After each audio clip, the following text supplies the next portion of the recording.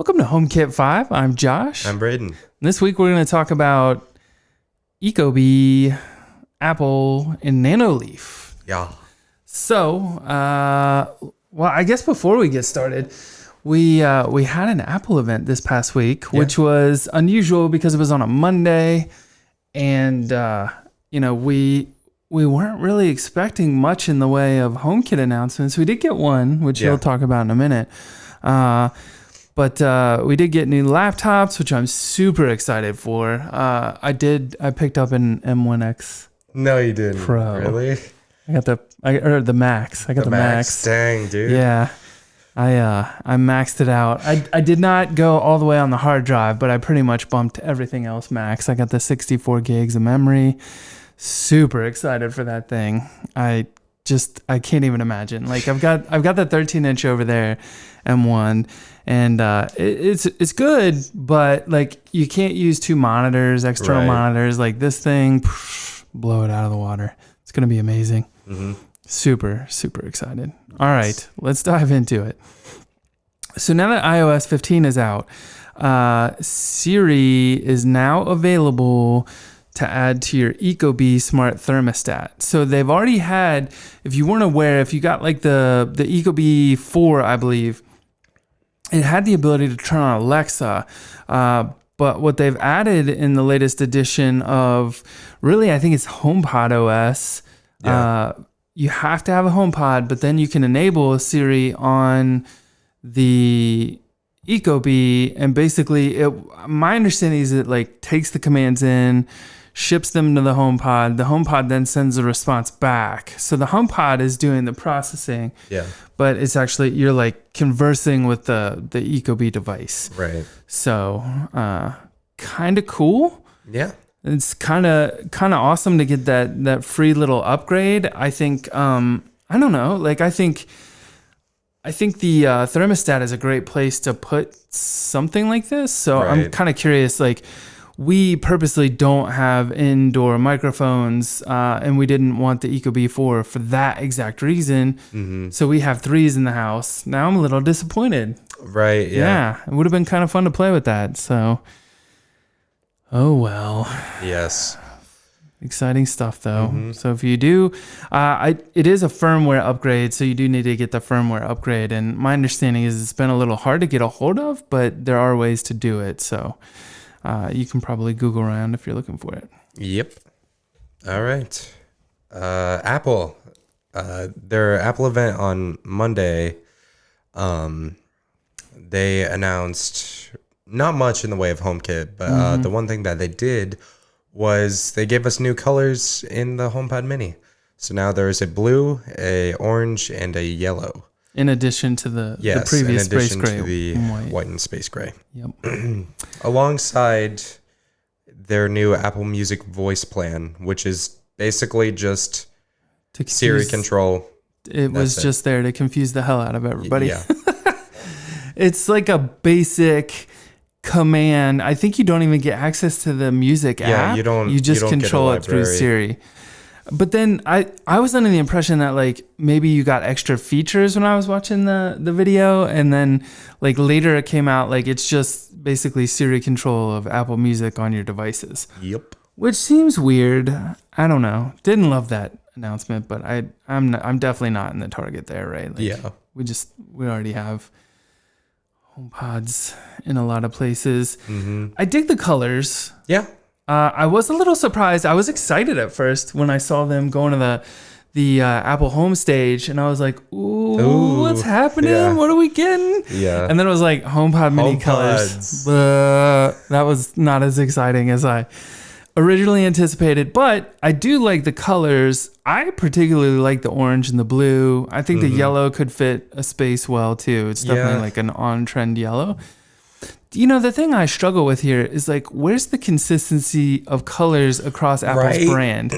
You and I talked about this over text, and it was like, oh my gosh. Like nothing's lining up here. Like you have the iMacs that they released, and those like seem to line up with the iPhone 11 colors kind of.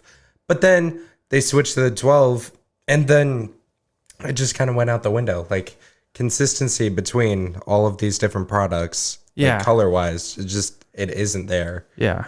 It's driving me nuts. Yeah. Because I love that blue. Yeah. Like, I would have loved to have gotten my phone in that blue. Right. But that's last year's. That's the 12 Pro color, not the 13 Pro blue. Right. So it's like, ugh, what the heck? It's driving me crazy. Mm-hmm. I don't know. I would like to see some semblance of like color consistency. I mean, if I were building an office, yeah, I don't know. Maybe this is just too far down the rabbit hole of like Apple ecosystem. Yeah, they've got like they got the like orange and the yellow and blue. Yeah, in But then the there's iMacs. additional colors on top of that. Yeah. So here's a question for you. We saw the MacBook Pros. Right. I'm hearing rumors that maybe we'll see a bump to the Air that would add colors more in line with these colors. Yeah. The iMac colors.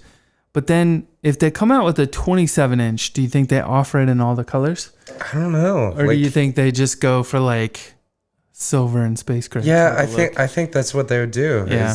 Honestly, just do that new model just with like standard colors. Yeah. White or space gray. Ay. Apple. Mm-hmm. Sometimes. I dig the announcements, but man, gotta get that consistency. Yep. Speaking of colored products, Nanoleaf, man, I was not expecting this.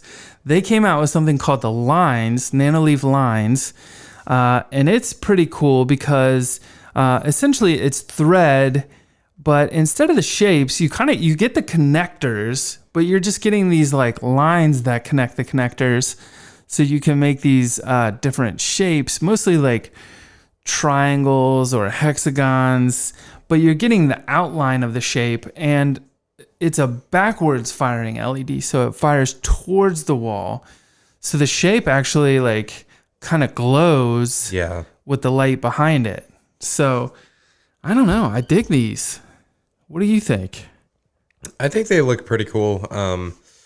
I definitely enjoy Nanoleaf with their endless possibilities of combinations and colors. Yeah. I like the little video that they have going on here with all their little setups that they show. Yeah. Definitely Yeah, if you can't see, we're looking at a video where they have like a downstairs. It almost feels like a basement area, kind of like game room, and they've got like an arcade machine off in one corner and a TV, and then they've got an IKEA Kallax unit. That's what it is now. Yeah. And it's smart because I'm guessing these things just fit inside the Kallax kind of rectangles or squares. Yeah. And shine down, which is pretty cool because we actually tried to achieve a similar effect with Onvis. We still have a video we need to put out on that, but yeah, I don't know. I definitely dig that for sure. And the other cool thing is, they're going to have skins. So it comes with kind of like a white cover. Yeah. They're going to have a pink and a black cover that you can replace it with. And then same thing with the connectors. It'll come with a pink or a black connector. But then they also have these like connector extenders. Yeah. So it's got like a cable between it. So you don't have to have everything be 100% continuous. Right. So you could just have like a shape cluster over here and then connect it through a cable and have another continue over there. Yes. Yeah. Definitely all cool things, I will say. Yeah. Just pricey. Yeah. Which is interesting. Yeah. These come in at $200 for a pack of 9. And then that comes with the controller. Right. Yeah. And then you can buy 3 additional for $80. Yeah. Which is crazy because it's like, if you think about this strip back here, their Essentials line is like super affordable in my opinion. Yeah. But like their shape stuff is definitely way more expensive. And I get it's more complex though, right? Yeah. Because it's got, it can sense the music and it can like pulse along to the music, which is pretty cool. So if that's something you're looking to do, I would definitely give this a look. Like, we installed some shapes, and I was pretty happy with those. And we have the Nanoleaf lights in here. We have the LED strip behind us. So I've been nothing but impressed with Nanoleaf so far. Yeah. Super adaptable stuff. Yeah, and Thread. I mean, what more can you ask for? Yep.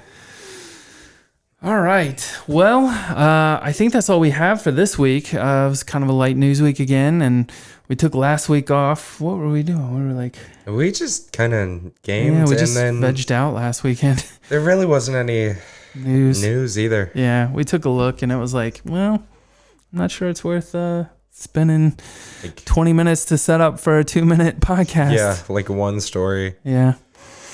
Anyway, let us know what you think. This is our second go with the Rodecaster Pro here. I was pretty happy with the sound and how it turned out. Oh, yeah. So if you're on YouTube and listening, let us know in the comments below what you think.